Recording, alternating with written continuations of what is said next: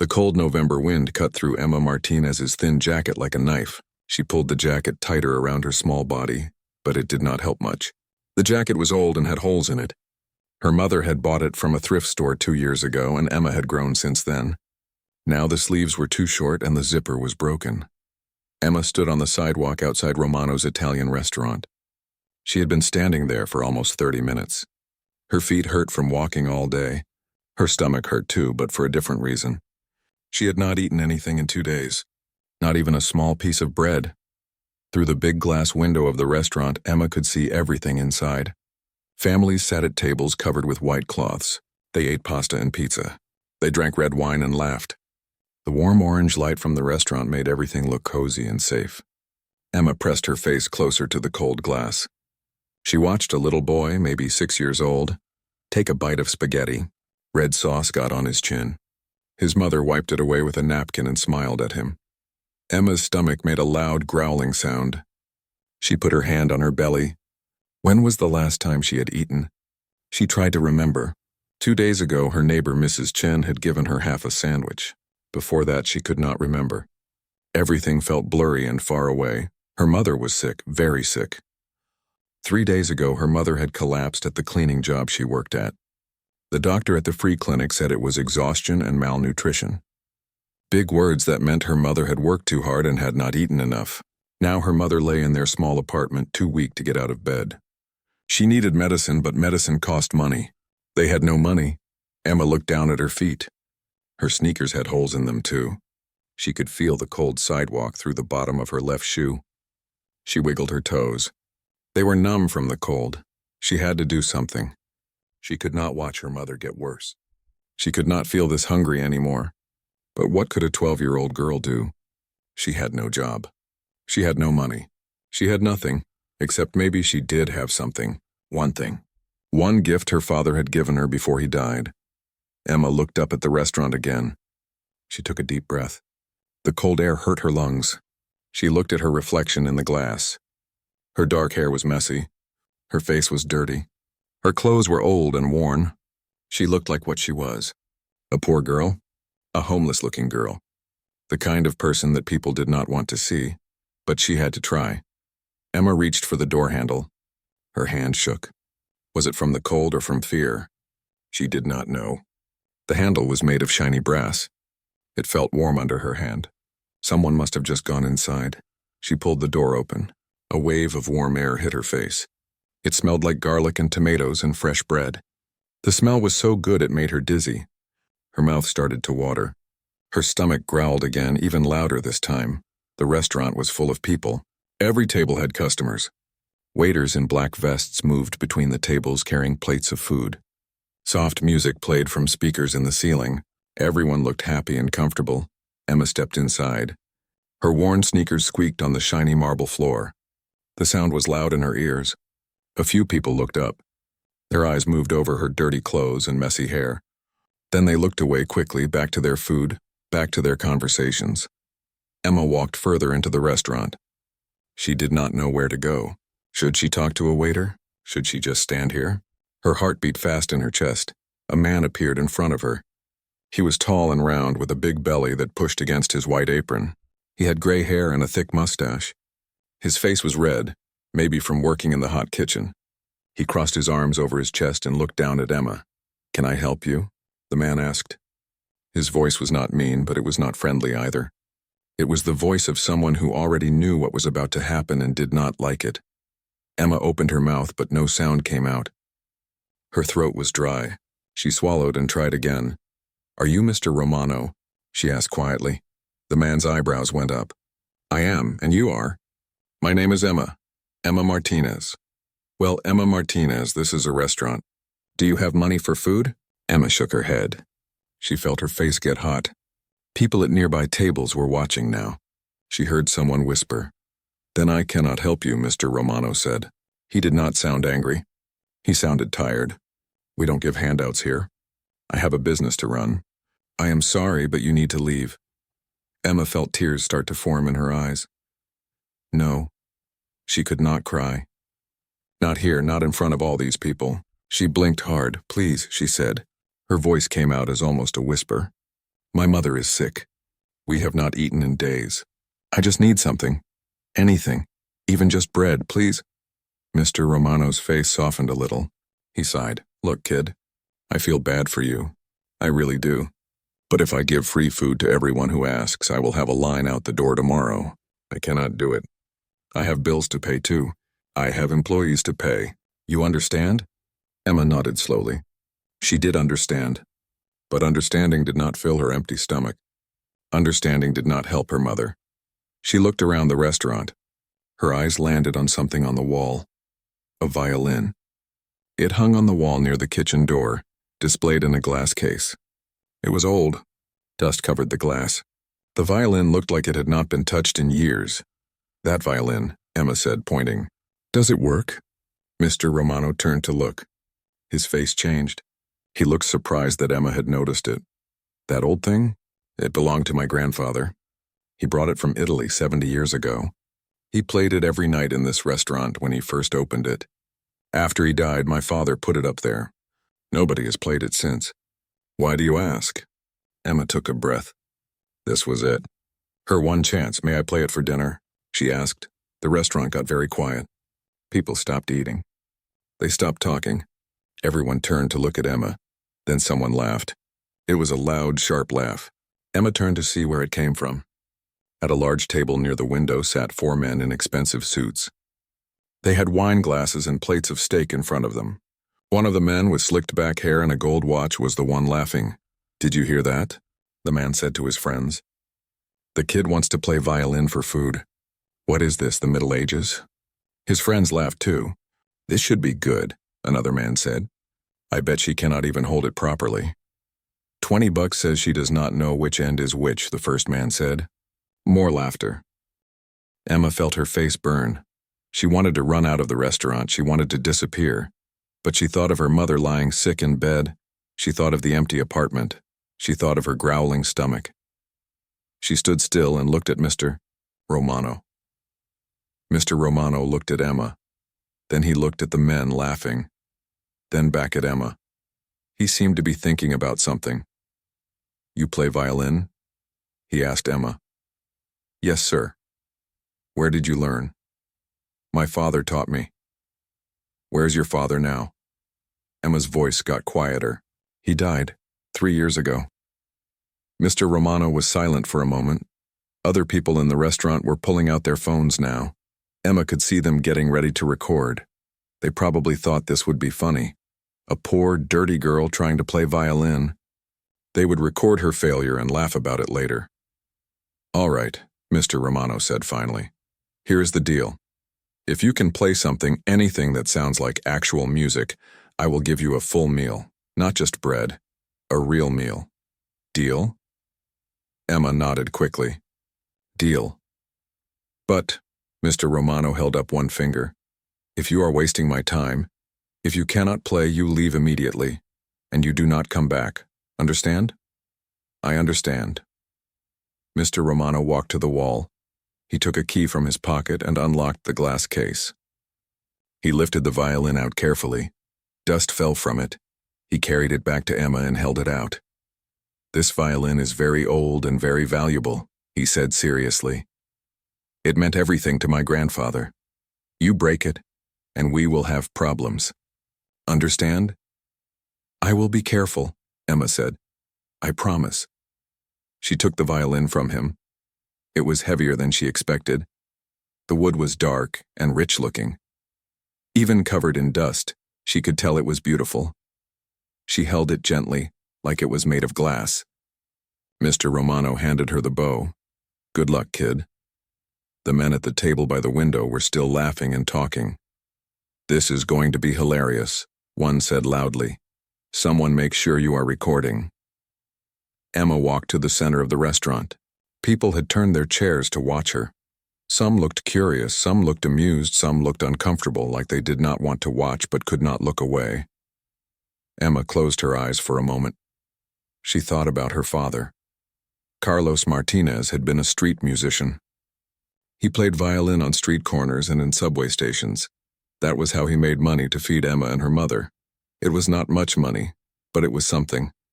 Emma remembered sitting next to him while he played. She was only 5 years old. Her father had smiled at her and said, "Do you want to learn?" She had nodded. From that day on, he taught her everything he knew. They practiced every day, in their tiny apartment, in the park, on street corners while he worked. Emma learned fast. Her father said she had a gift. He said the music was in her blood. Then one winter night, her father went out to play in the subway station. It was very cold. He played for hours trying to make enough money for rent. When he came home, he was coughing. The cough got worse. Then it became pneumonia. Then he was in the hospital. Then he was gone. Emma was 9 years old. After he died, Emma's mother had to sell his violin to pay for the funeral. Emma had cried for days, not just because her father was gone, but because his violin was gone too. That violin had been his most precious thing, and now Emma had nothing left of him except the music he had taught her. For 3 years, Emma had not played. She had no violin. She had no way to practice. But she never forgot what her father taught her. Sometimes at night she would close her eyes and move her fingers, practicing on an invisible violin. Now, standing in this restaurant, holding this beautiful old instrument, Emma felt something wake up inside her. The music was still there. It had been sleeping, but it had not died. She opened her eyes. She positioned the violin under her chin. The wood felt smooth against her skin. She adjusted her grip on the bow. Her hands remembered what to do. It felt natural, like coming home after a long trip. The restaurant was completely silent now. Even the men who had been laughing were quiet, waiting to see what would happen.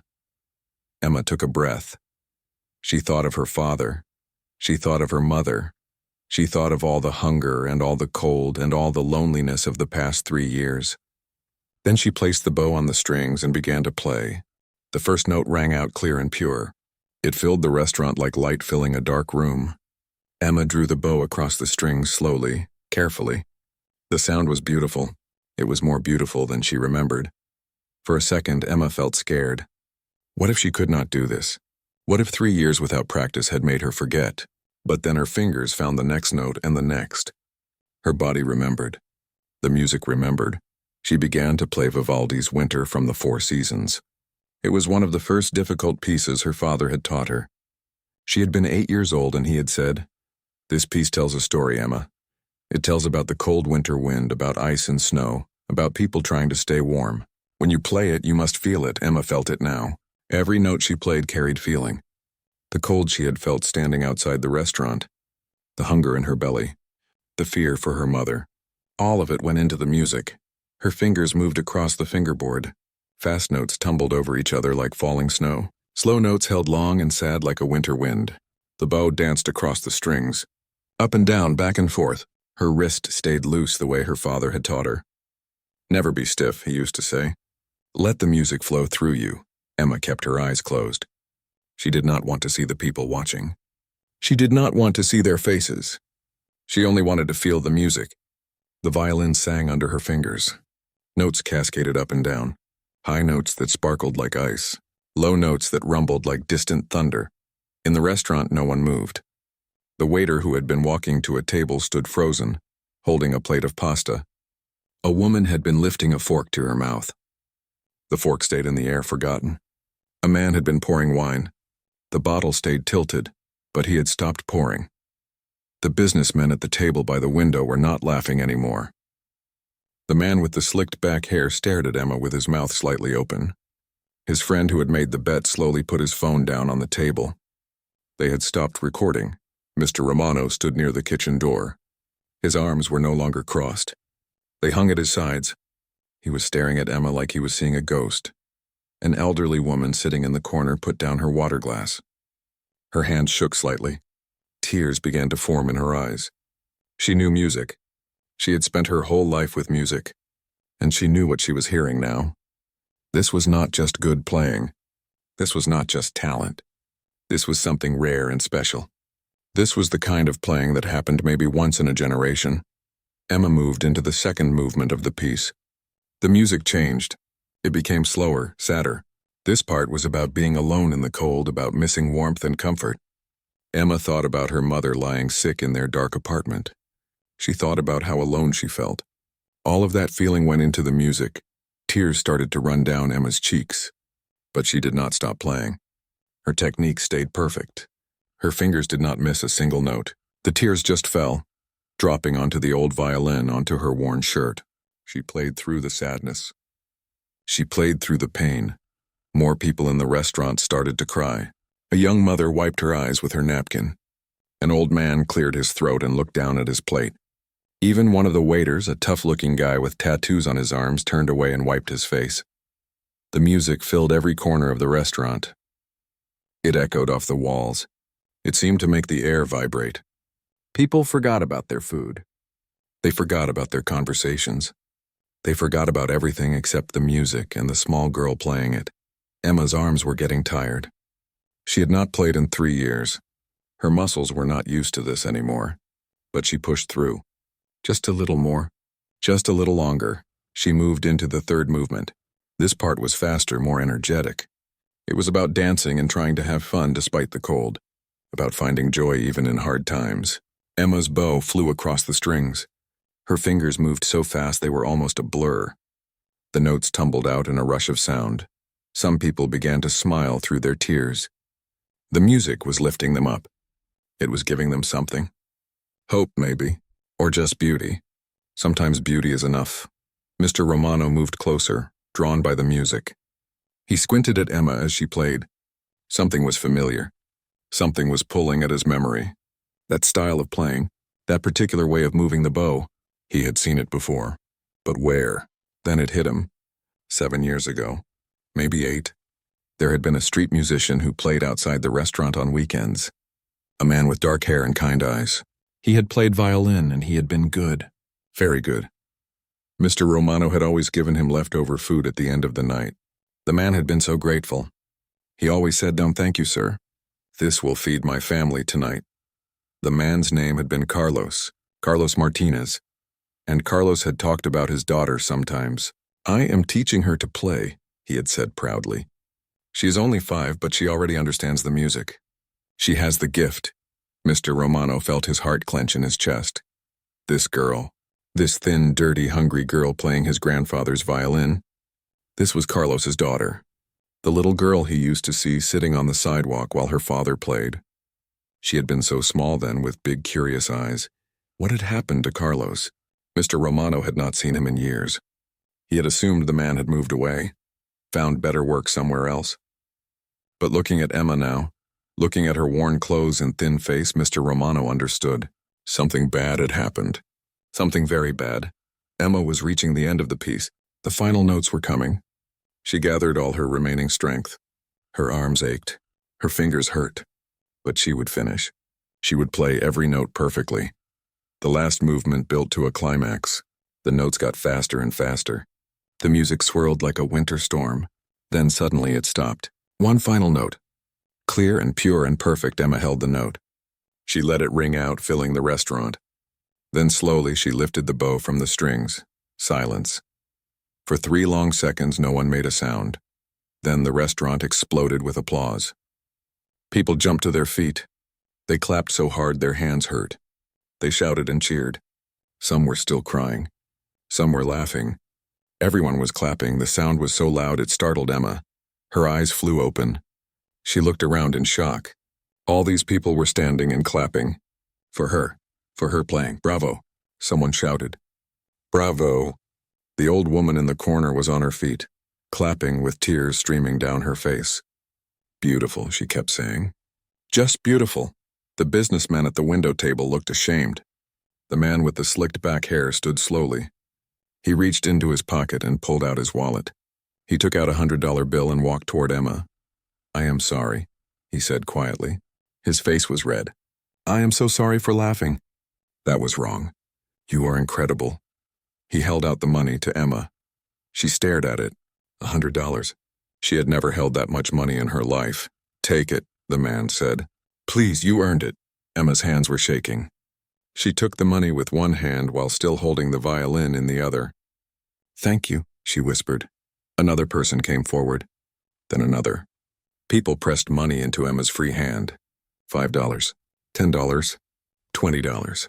Some just put the money on a nearby table because Emma's hand was too full. That was amazing, a young woman said. Where did you learn to play like that? A man asked. You have a real gift, sweetheart, an older woman said, squeezing Emma's shoulder gently.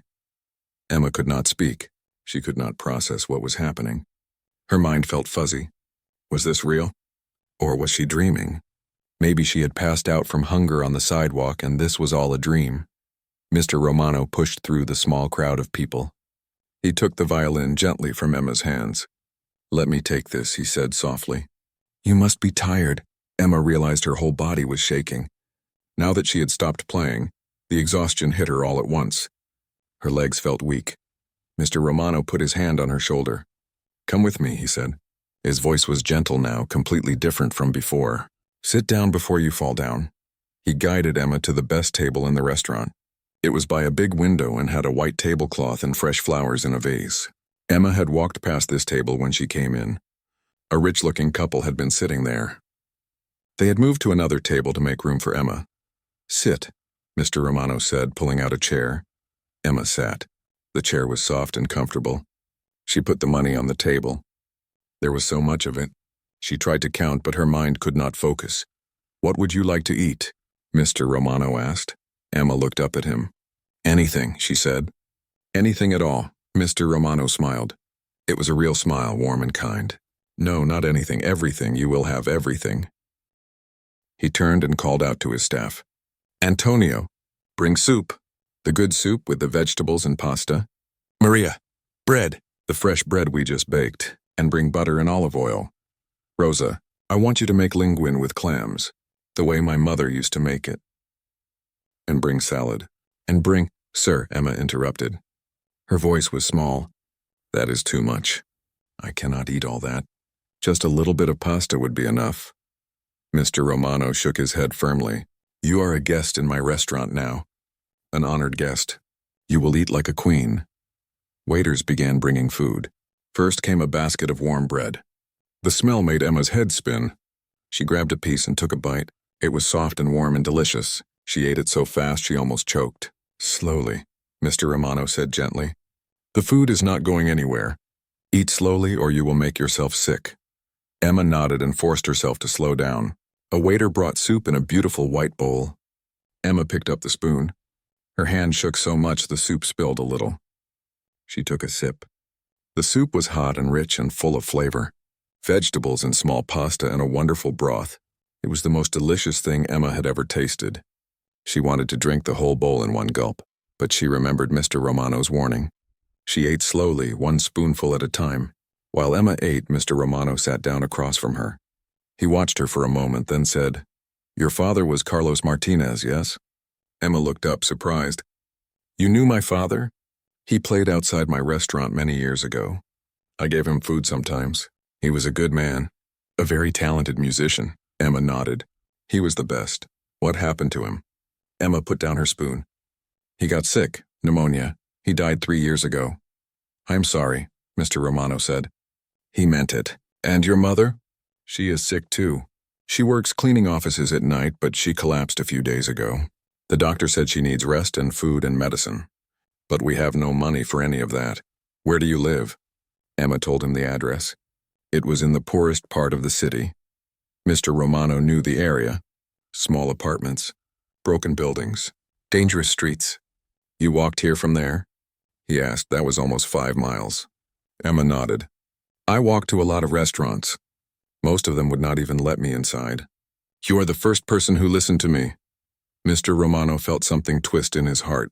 This child had walked 5 miles in the cold, hungry, and desperate, just hoping someone would give her a chance, and he had almost turned her away like all the others. The elderly woman from the corner table approached them. She moved slowly, using a cane. Mr. Romano stood up. Excuse me, the woman said. Her voice was kind but strong. May I speak with you both? Of course, Mr. Romano said, pulling out a chair for her. The woman sat down. She looked at Emma closely. Child, what is your name? Emma Martinez, ma'am. Emma, my name is Margaret Chen. I used to teach music at Juilliard. Do you know what that is? Emma shook her head. It is one of the best music schools in the world. I taught there for 40 years before I retired. I have heard thousands of young musicians play, maybe tens of thousands." She paused. "What you just did was extraordinary. You have a gift that very few people have." Emma did not know what to say. She just stared at the old woman. "Have you had formal training?" Margaret asked. "No, ma'am. Just what my father taught me." Margaret shook her head in amazement. "Incredible. With just basic teaching, you play at that level. Emma, if you had proper training, proper instruction, you could be one of the greatest violinists of your generation. I mean that." Emma's soup was getting cold, but she had forgotten about it. She was trying to understand what this woman was saying. "I want to help you," Margaret continued. "I still have connections at Juilliard and other music schools. I think we could get you a scholarship. A full scholarship. You could study music properly. You could have a real future. But I cannot leave my mother," Emma said quickly. "She needs me." "We will figure something out," Margaret said. "Maybe a school here in the city. Or maybe we can get help for your mother too. I do not know yet. But I promise you we will find a way." Mr. Romano cleared his throat. "I would like to help too," he said. "I will pay for your mother to see a real doctor. Not the free clinic. A good doctor. And I will make sure you both have food. Every day. You will not go hungry anymore." Emma felt like she was going to cry again. "Why?" she asked. "Why are you being so nice to me?" "Because you deserve it," Mr. Romano said simply. "And because your father was kind to me once. Years ago, when this restaurant was doing badly and I was thinking about closing it. Your father played outside every night. People would stop to listen to him, and then they would come inside to eat. He saved my business and he did not even know it. I owe your father a debt. Let me pay it by helping his daughter." A waiter brought the linguine with clams. The plate was huge, piled high with pasta and seafood. The smell made Emma's stomach growl again, even though she had just eaten soup and bread. "Eat," Mr. Romano said. "We can talk more later. Right now you need to eat." Emma picked up her fork and began to eat. The pasta was perfect. The clams were tender and sweet. Every bite was like heaven. She had dreamed of food like this, but never thought she would actually taste it. As she ate, she looked around the restaurant. People were back to their own meals now, but many of them kept glancing at her and smiling. The businessman at the window had left a pile of money on their table before leaving. One of them had written a note on a napkin that said, "For Emma, follow your dreams." Emma felt something she had not felt in a long time. Hope. Maybe things could get better. Maybe she and her mother would be okay. Maybe the music her father had given her could save them. She took another bite of pasta and let herself believe it was possible. Emma ate until she could not eat another bite. The linguine with clams, fresh salad with olive oil, more bread, and finally a piece of tiramisu that was so good she almost cried again. Her stomach, which had been empty for so long, now felt full and heavy in a good way. Mr. Romano had packed up extra food in containers, enough for several meals. He also gave Emma a warm coat that his daughter had left at the restaurant months ago. It was clean and thick and fit Emma much better than her old jacket. "Keep it," he said when Emma tried to protest. "My daughter has plenty of coats." Before Emma left, Margaret Chen wrote down her phone number on a piece of paper. "Call me tomorrow," she said. "We will start making plans. I am going to make some phone calls tonight to people I know. We are going to change your life, Emma, I promise." Emma walked home with bags of food in her arms and money in her pocket. More money than she had ever seen. She counted it on the bus. $347. It felt like a fortune. She could buy her mother's medicine. She could pay part of the rent. She could buy food for a whole week, maybe 2. The bus ride took 30 minutes. Emma stared out the window at the city lights. Everything looked different now. Brighter somehow. More hopeful. When she got to her apartment building, she climbed the stairs to the 3rd floor. The building was old and smelled like mildew and cooking oil. The paint on the walls was peeling. But tonight Emma did not care. She had food and money and hope. She opened the door to their small apartment. It was dark inside. "Now, Mama," she called softly. "Emma." Her mother's voice came from the bedroom. It sounded weak. "Is that you? Where have you been? I was so worried." Emma went to the bedroom and turned on the light. Her mother was lying in bed, covered with 2 thin blankets. Her face was pale and her eyes had dark circles under them. But she tried to smile when she saw Emma. Mama, I have food, Emma said, her voice excited. Real food. And money. And Mama, the most amazing thing happened. She told her mother everything. About the restaurant, about playing the violin, about Mr. Romano and Margaret Chen. Her mother listened with wide eyes, sometimes gasping, sometimes crying. Emma, her mother said when the story was finished, You played? You played the violin? After all this time? Yes, Mama. And I remembered everything Papa taught me, everything. Her mother reached out and took Emma's hand. Your father would be so proud of you. So very proud. Are you proud of me, Mama? More than you can ever know. Emma heated up some of the linguine in their small microwave. She made her mother eat, even though her mother said she was not hungry. You have to eat, Mama, Emma insisted. The doctor said so.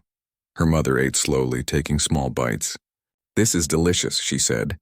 I have not had food this good in years. After her mother ate, Emma gave her water and made sure she was comfortable. Then she sat on the edge of the bed and told her mother more about Margaret Chen. She said I could go to a real music school, Mama. She said I have a gift. Can you believe it? Her mother squeezed Emma's hand. I can believe it. Your father always said you were special. He said the music spoke through you. But I cannot leave you alone. Not while you are sick.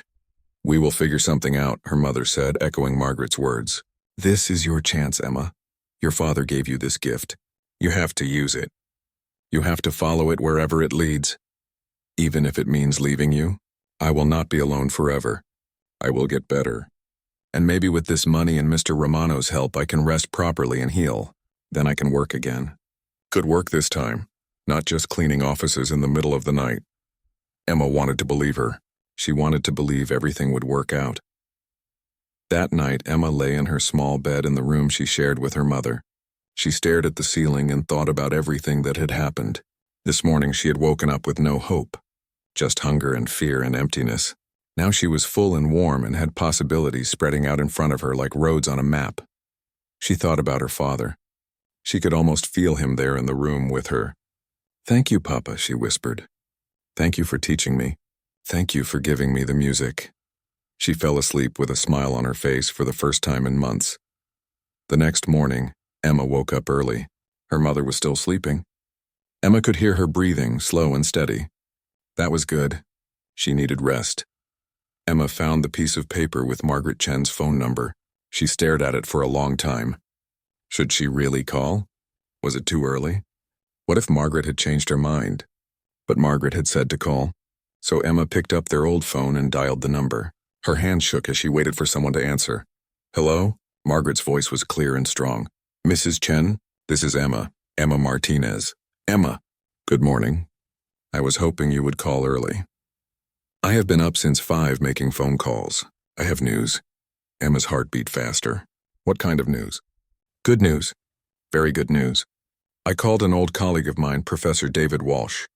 He teaches at the Manhattan School of Music. I sent him a video that someone took of you playing last night. Emma, he wants to meet you. He does?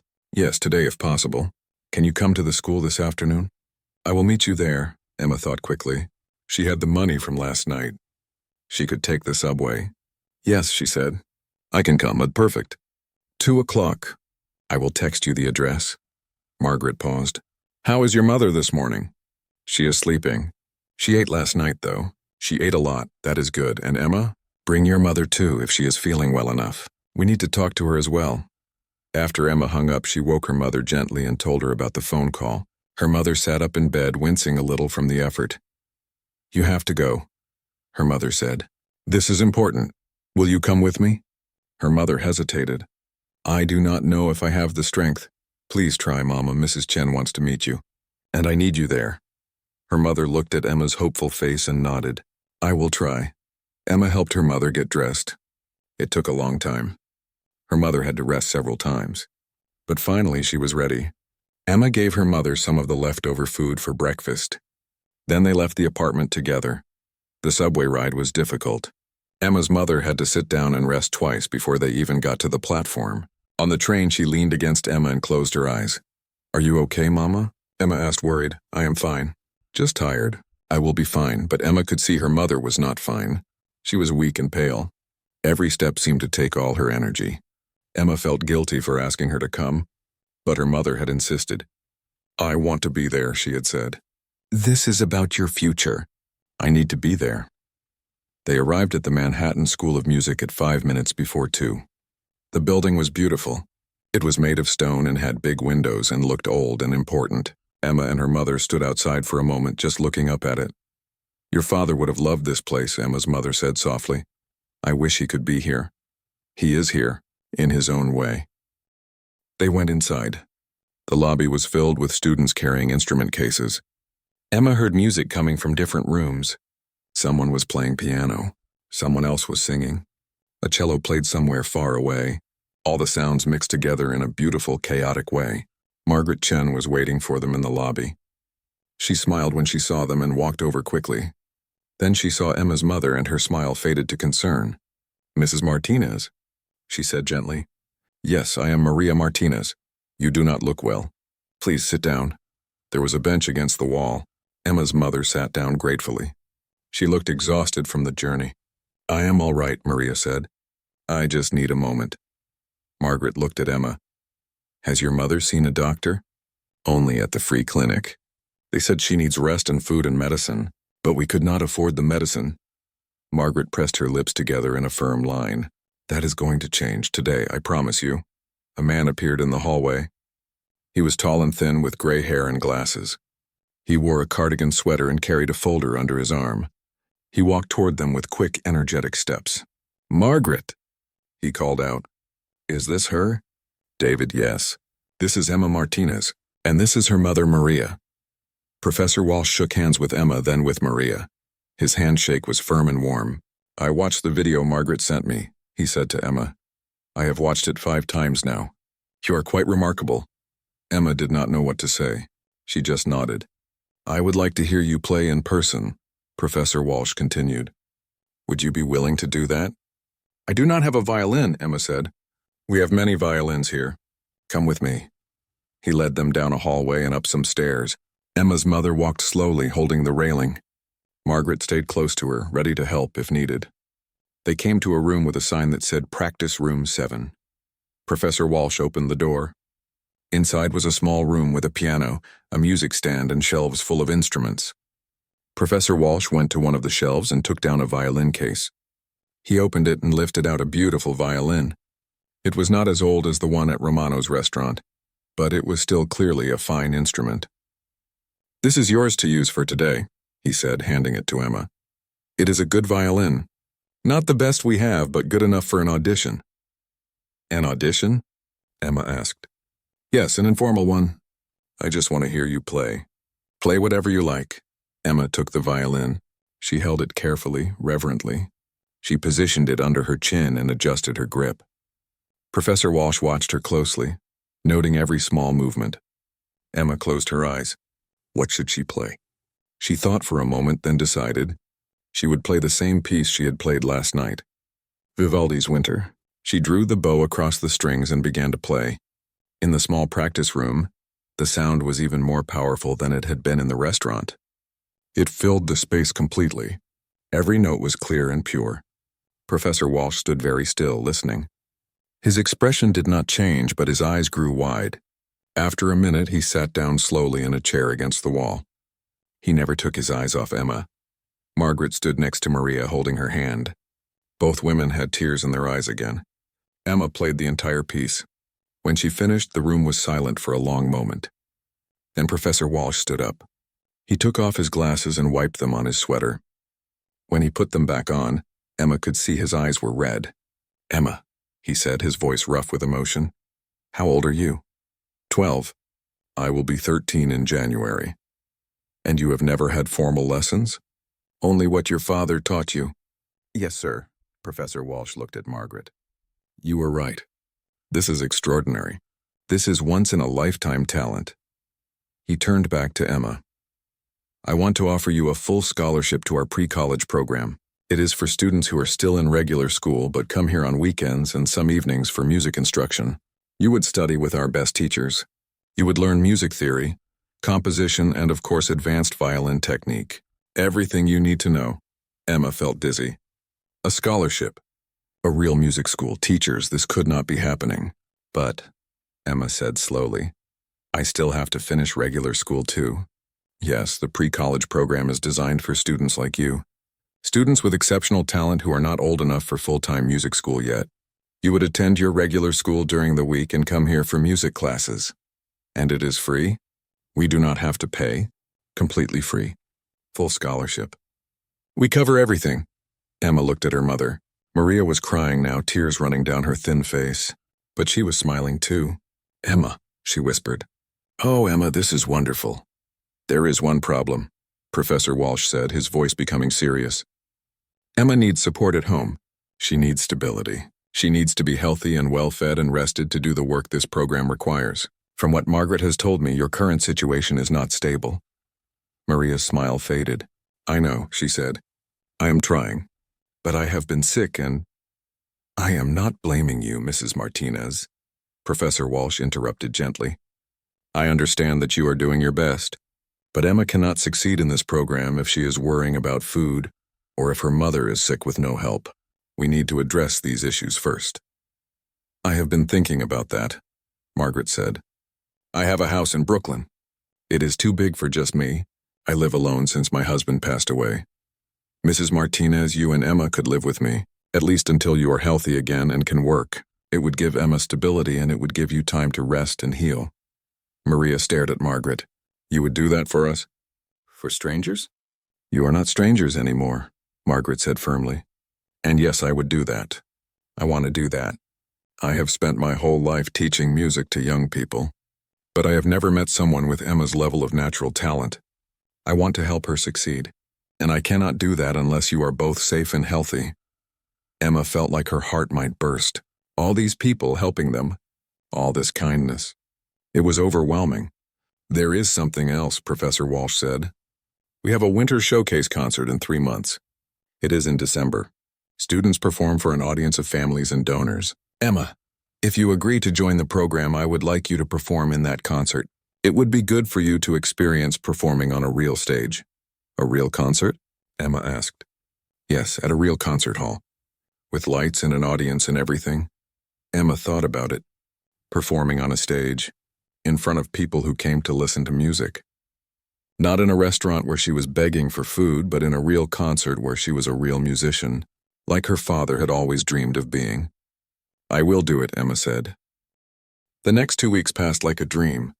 Emma and her mother moved into Margaret Chen's house in Brooklyn. It was a beautiful old brownstone with 3 floors and a small garden in the back. Margaret gave them the entire 2nd floor. A bedroom for Emma's mother, a bedroom for Emma, and a bathroom they could share. Emma stood in her new bedroom the first day and almost cried. It had a real bed with a thick mattress and clean sheets. There was a desk by the window where sunlight came in. There was a closet for clothes, even though Emma had almost no clothes to put in it. The walls were painted a soft blue color.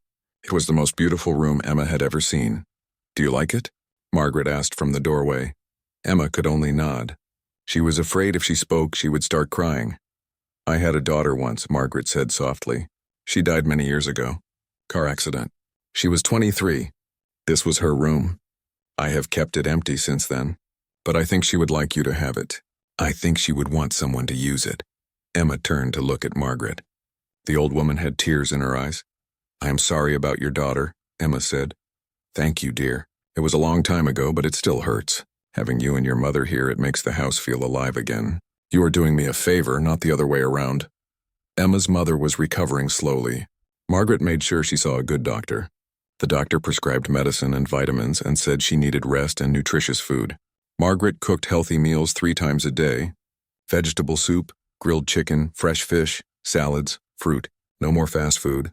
No more cheap pasta and canned sauce. After 1 week, Maria could walk without getting dizzy. After 2 weeks, she could go downstairs without having to stop and rest. The color came back to her face. She started to smile more.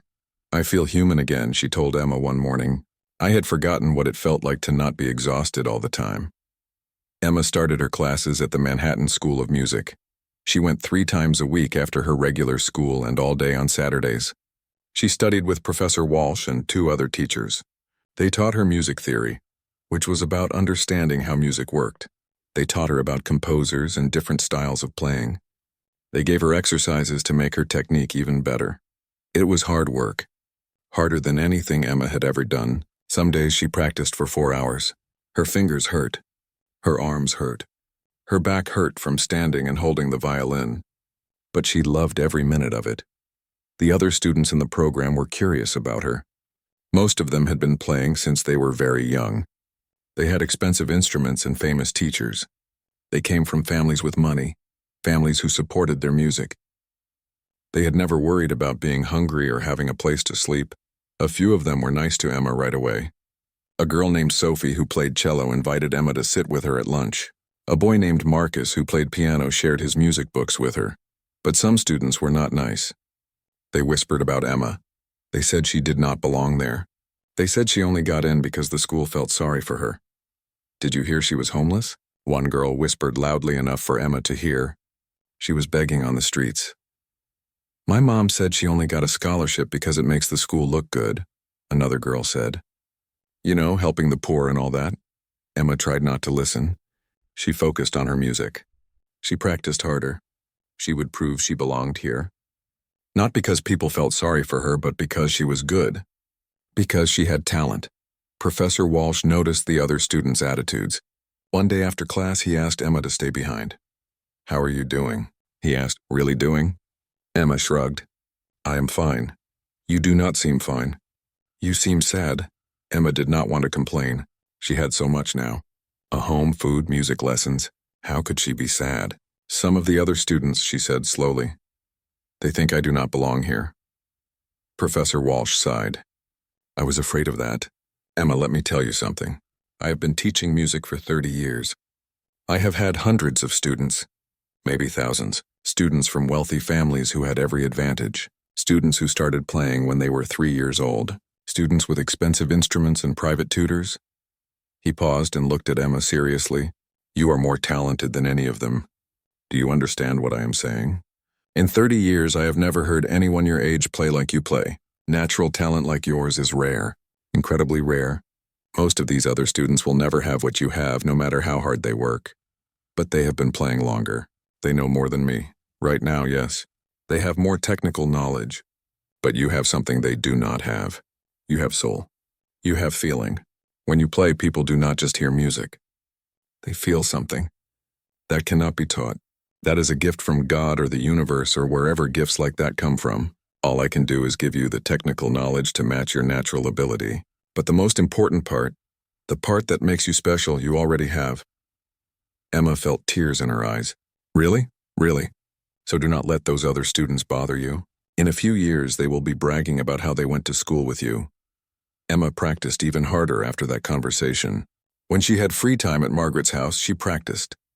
When she finished her homework, she practiced. Sometimes she practiced so much that Margaret had to tell her to stop and rest. You will hurt yourself if you practice too much, Margaret warned. Even muscles need time to recover. Emma also continued to visit Mr. Romano at his restaurant. She went every Sunday. Mr. Romano had started a new tradition. Every Sunday evening, young musicians could come to the restaurant and perform. If they played, they got a free meal. He called it Music for Meals. The first Sunday, only 2 people showed up besides Emma, a teenage boy with a guitar and a middle-aged woman with a flute. But word spread. By the 4th Sunday, 8 musicians came. By the 8th Sunday, the restaurant was packed with performers and people who came just to listen. Mr. Romano loved it. This is what my grandfather would have wanted, he told Emma. Music and food together. It is perfect. Emma always played last. She was the favorite. People came specifically to hear her. They brought their friends and family. They recorded her on their phones and posted the videos online. One of those videos went viral. Someone had posted Emma playing a sad, beautiful piece by Bach. The video had been viewed 2 million times, then 5 million, then 10 million. Comments poured in. Who is this girl? She is incredible. I have been playing violin for 20 years and I cannot play like that. This is the most beautiful thing I have ever heard. Someone get this girl a recording contract. A local news station reached out. They wanted to do a story on Emma. The reporter, a kind woman named Jennifer Santos, came to Margaret's house with a camera crew. Tell us your story, Jennifer said to Emma. Emma told her everything. About her father teaching her. About him dying. About being hungry and desperate. About walking into Romano's restaurant and asking to play for dinner. About the men who laughed at her. About Margaret and Professor Walsh and the scholarship. The news story aired on a Tuesday evening. By Wednesday morning, it had been picked up by national news. By Thursday, it was international news. Emma's story spread around the world. Messages came from everywhere. Other musicians sent encouragement. Violin makers offered to make her a custom instrument. Music schools sent scholarship offers. Strangers sent money and gifts. It was overwhelming. Emma did not know how to handle all the attention. She was just a girl who loved music. She was not famous. She was not special. At least that was how she felt. "You are special," her mother told her. "You just do not see it yet." The December showcase concert was approaching. Emma would perform on a real stage for the first time in her life. She was terrified. Professor Walsh had helped her choose what to play. She would perform 2 pieces. First, Vivaldi's Winter, the piece she had played at the restaurant. Second, a short but difficult piece by Paganini, an Italian composer famous for extremely challenging violin music. Emma practiced both pieces until she could play them in her sleep.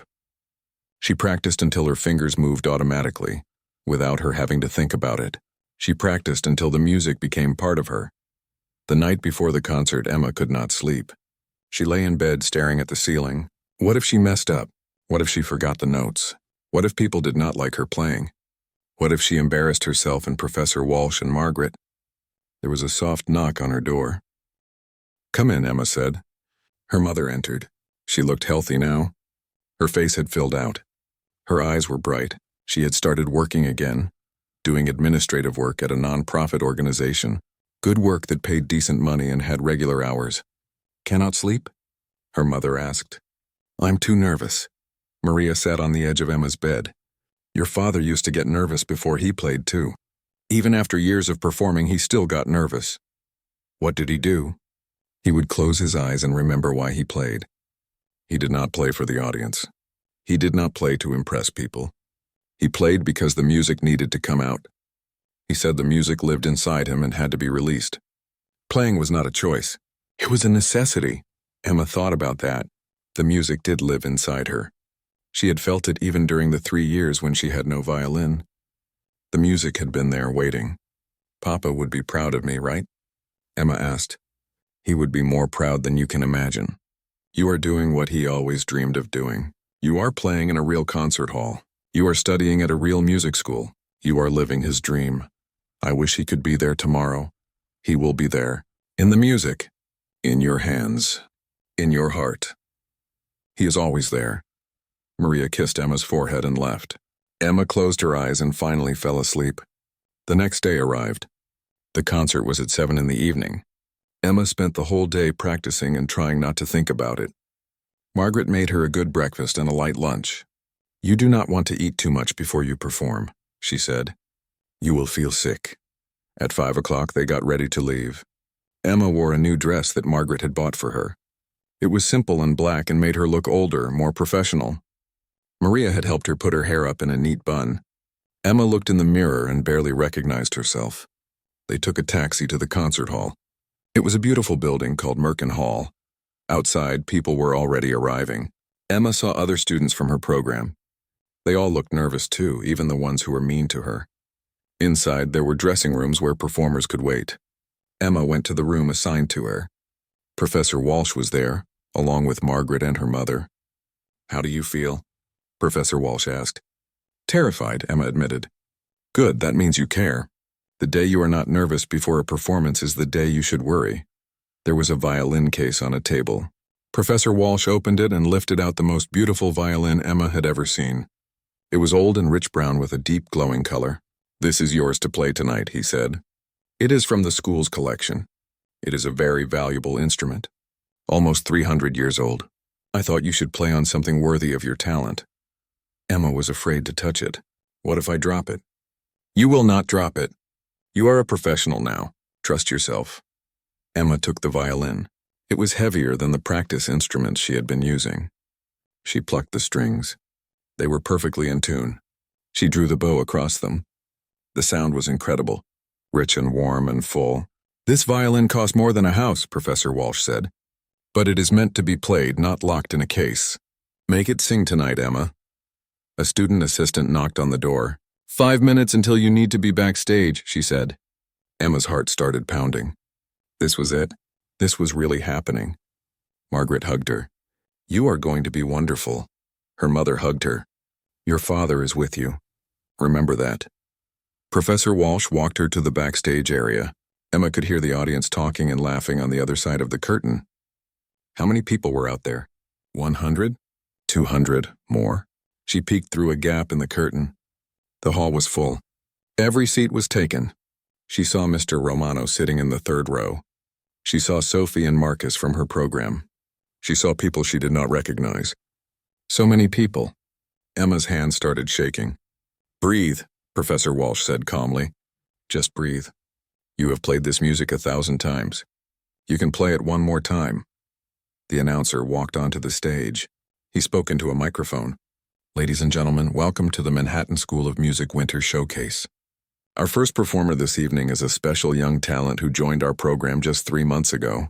Please welcome Emma Martinez, the audience applauded. Emma walked onto the stage. The stage lights were bright. Too bright. Emma could not see the audience anymore.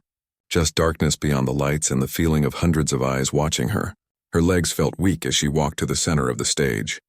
The old wooden floor creaked under her feet. Each step echoed in the silent hall.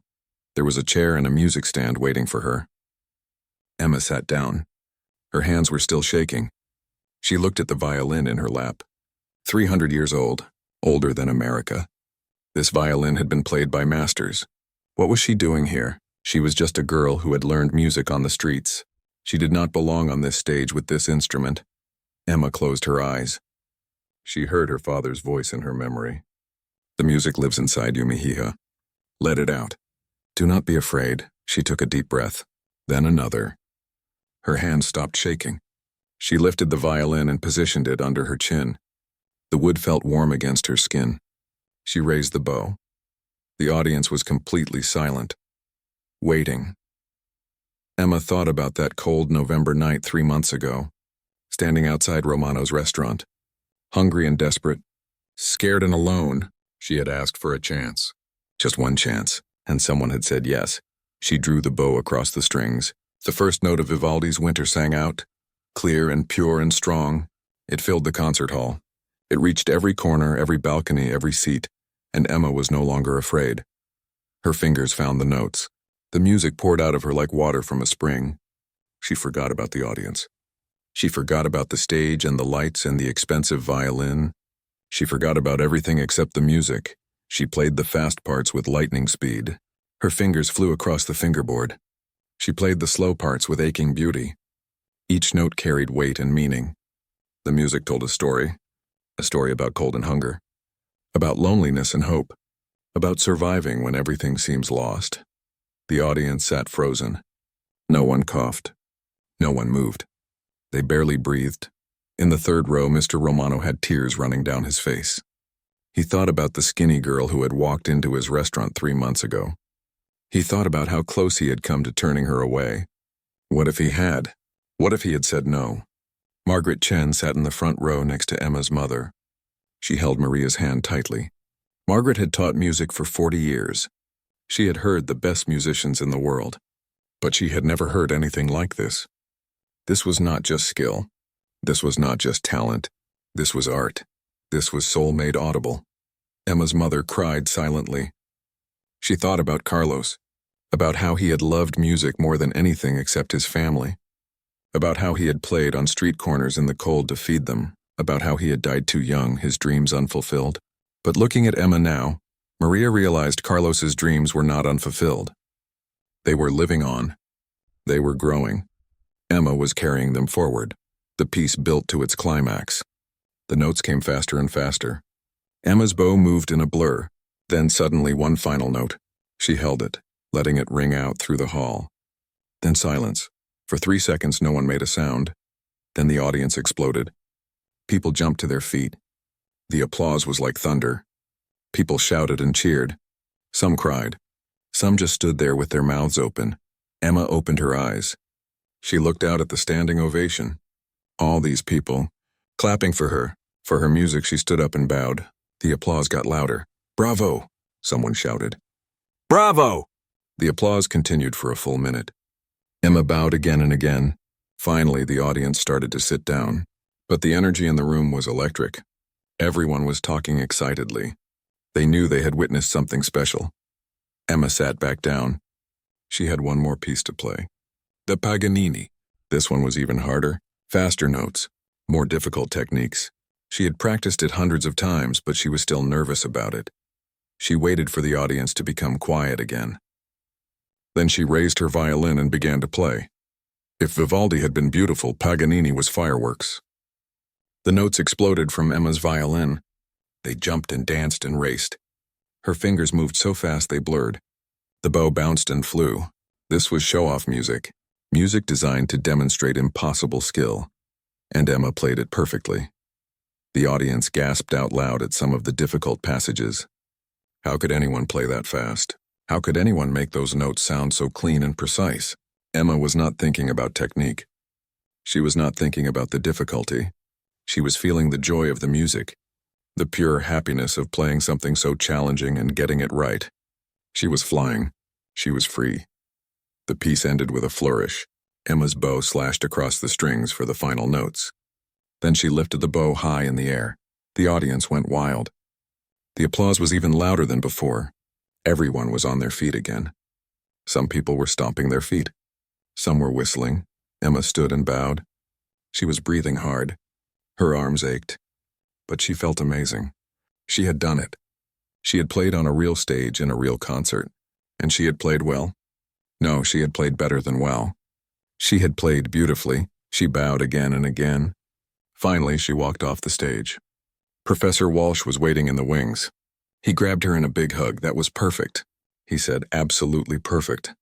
Emma, you were incredible." Margaret and Maria rushed backstage. They both hugged Emma at the same time. "You did it," Maria whispered in Emma's ear. "Your father is so proud. I know he is watching.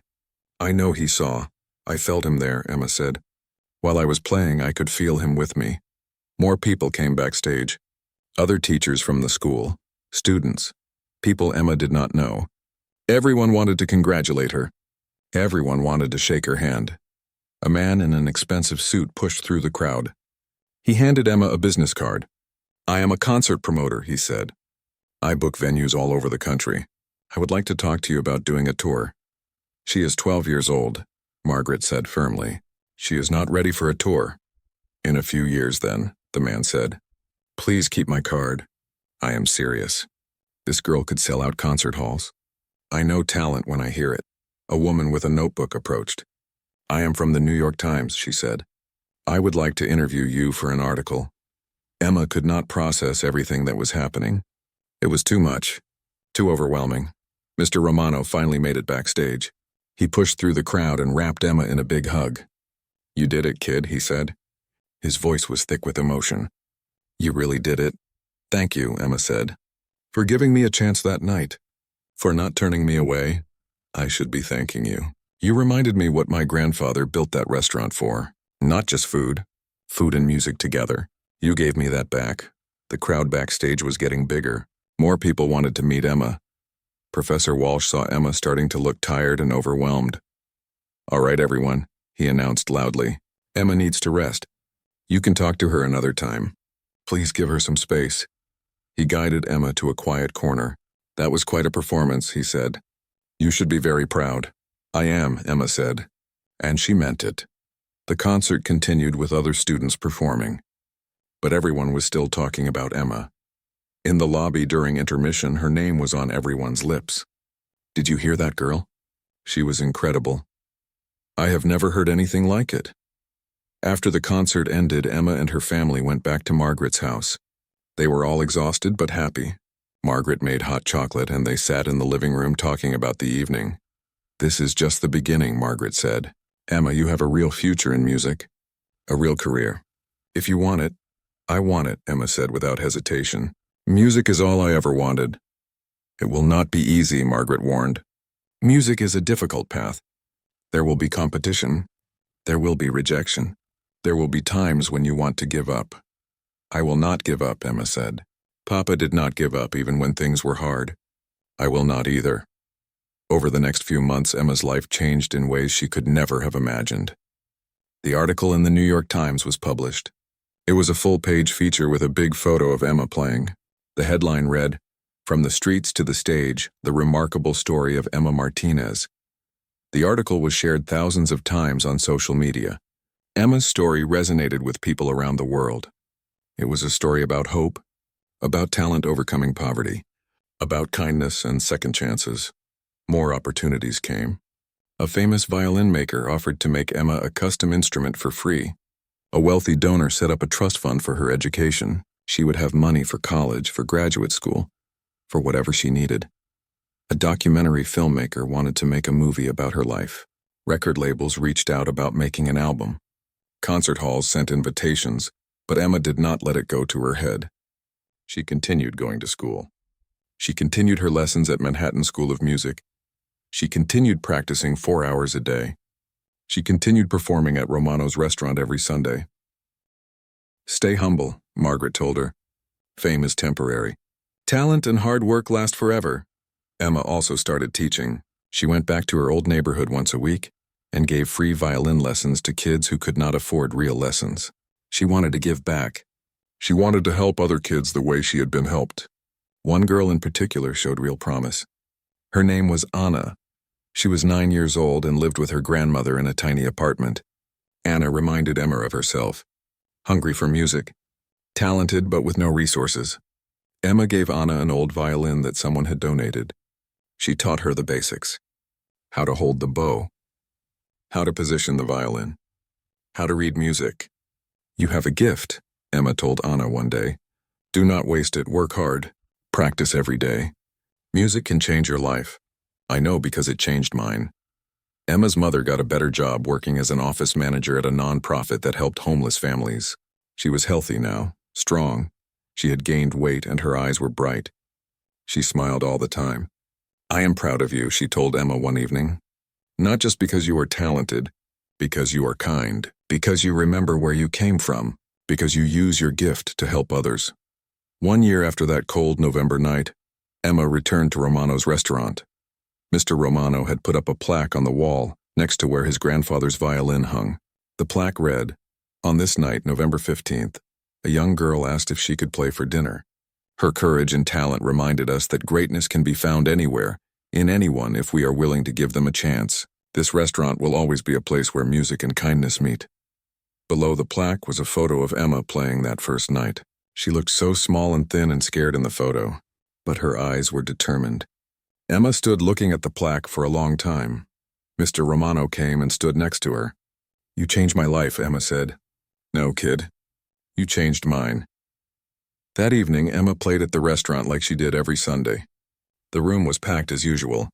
People came from all over the city now to hear her play.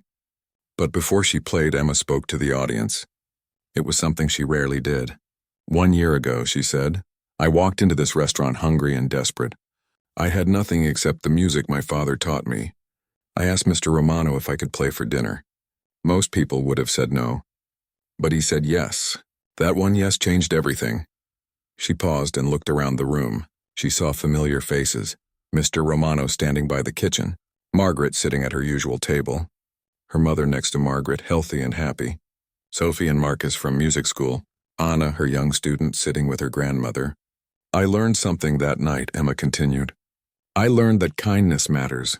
I learned that giving someone a chance matters. Some of you sitting here tonight might be struggling. You might feel invisible. You might think no one cares about you. But you matter. Your gifts matter. Your dreams matter. Do not give up. She saw tears in people's eyes. She saw people nodding. I also learned that we all have the power to change someone's life. Mr. Romano changed mine by listening to me, by giving me a chance. Each of you can do the same thing. Look around. See people. Really see them. You never know who might be the next person who just needs one chance. The room was silent. Then someone started clapping. Then another person. Soon the whole restaurant was applauding. Emma smiled. She lifted her violin and began to play. The music that came from her violin that night was more beautiful than ever. It was full of gratitude, full of hope, full of love. While Emma played, Mr. Romano watched from the kitchen door. He thought about his grandfather who had come to America with nothing but a violin and a dream. His grandfather had built this restaurant from nothing. He had always said, "Feed the body and feed the soul." That is what matters. Mr. Romano finally understood what his grandfather meant. Food fed the body, but music, art, kindness, giving people chances, that fed the soul. He looked around his restaurant. It was full every Sunday now. Not just because of the food, because of the music, because of the community they had built, because people wanted to be part of something good, something meaningful. Emma finished her piece. The applause was loud and warm. She played 2 more songs. Then other musicians performed. A teenage girl sang. A college student played guitar. An older man played harmonica. Some were good. Some were still learning. But everyone was encouraged. Everyone was welcomed. After the performances ended, people stayed to talk and eat and laugh. Emma walked around the restaurant talking to people, thanking them for coming. A young boy, maybe 10 years old, approached her shyly. He held a violin case. "Miss Emma?" he said quietly. "Can I ask you something?" "Of course. I'm learning violin, but my family does not have much money for lessons." "How did you get so good without a teacher?" Emma knelt down so she was at eye level with the boy. "I did have a teacher, my father. He taught me everything he knew. But you know what the most important thing was? Practice. I practiced every single day. Even when I had no violin, I practiced in my head. If you love music, really love it, you will find a way. And there are people who will help you. You just have to ask. Like you asked Mr. Romano. Exactly like that. I was scared. But I asked anyway. And look what happened." The boy smiled. "Can I play for you sometime?" "I want to show you what I have learned. I would love that. In fact, come back next Sunday. You can perform too if you want." The boy's eyes got huge. "Really? On the stage?" "Really. Everyone gets a chance here. That is the rule." The boy ran back to his parents, excited. Emma watched him go and smiled. That was why she kept coming back to the restaurant every week. Not for the attention, not for the applause, but for moments like this, for the chance to encourage someone else the way she had been encouraged. Later that night, back at Margaret's house, Emma sat in her room with her violin. She played quietly just for herself. No audience, no pressure, just her and the music. Her mother knocked and came in. She sat on the edge of Emma's bed and listened. When Emma finished, Maria said, "Your father would be so proud of everything you have become, not just as a musician, as a person. Do you think he knows? Wherever he is, I think he knows. I think he sees everything. And I think he is smiling." Emma put down her violin. "Mama, do you remember what Papa used to say about music? He said many things about music." "Which thing?" "He said music is the language of the soul. He said when words are not enough, music speaks. He said music can heal wounds that nothing else can touch." Maria nodded, tears in her eyes. He believed that completely. I think he was right. Music healed me. When I was hungry and scared and felt like giving up, music gave me hope, and now I get to share that with other people. I get to give them what music gave me. You are carrying on his legacy in the most beautiful way possible. They sat together in comfortable silence for a while. Then Maria kissed Emma's forehead and went to bed. Emma looked out her window at the Brooklyn streets below. Streetlights glowed in the darkness. She could see people walking, cars passing, life continuing. She thought about how much had changed in 1 year. She had gone from sleeping in a cold apartment with no food to living in a warm house with everything she needed. She had gone from having no future to having more opportunities than she could count. She had gone from being invisible to being seen. But the most important thing had not changed. The music was still inside her. The gift her father had given her was still there, as strong as ever. Maybe stronger. Emma picked up her violin one more time. She played softly, a lullaby her father used to play for her when she was small. The melody was simple and sweet. It made her feel safe. It made her feel loved. As she played, she thought about all the people who had helped her. Mr. Romano, who said yes when he could have said no. Margaret, who opened her home and her heart. Professor Walsh, who saw her potential and nurtured it. Her mother, who sacrificed everything to keep Emma safe. All the strangers who had given her money or encouragement or chances. And she thought about what she had learned. That kindness creates ripples. That one act of compassion can change everything. That talent alone is not enough. You need people who believe in you. That the greatest gift you can give someone is a chance. Emma made a promise to herself. She would spend her life doing for others what had been done for her. She would look for people who needed chances and give them those chances. She would use her music not just to perform but to heal, to inspire, to give hope. She would never forget the girl who stood outside Romano's restaurant in the cold, hungry and scared, asking if she could play for dinner. That girl would always be part of her. That girl's struggle and courage would always drive her forward. The violin sang under her fingers. The notes floated out into the night. Somewhere Emma believed her father was listening, and he was proud. 3 years later, Emma stood backstage at Carnegie Hall in New York City. She was 15 years old. Tonight she would perform her debut solo concert. The hall was sold out. Over 2,000 people had bought tickets. Emma wore a beautiful blue gown. Her hair was styled elegantly. She looked like a professional musician, but inside she still felt like that scared 12-year-old girl. Her mother stood beside her, straightening Emma's collar. "Nervous?" Maria asked. "Terrified," Emma admitted.